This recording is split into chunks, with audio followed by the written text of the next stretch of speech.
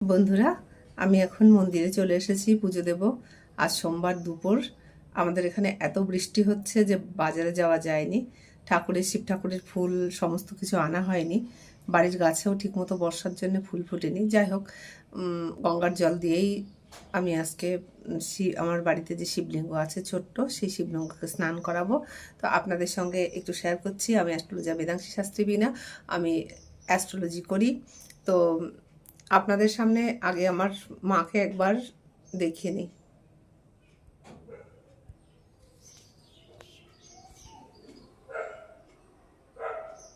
আশা করি মাকে দেখতে পাচ্ছেন।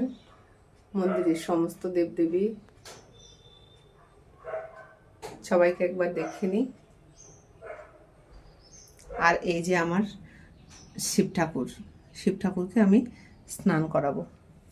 তো বন্ধুরা, দেখতে থাকুন, সঙ্গে থাকুন।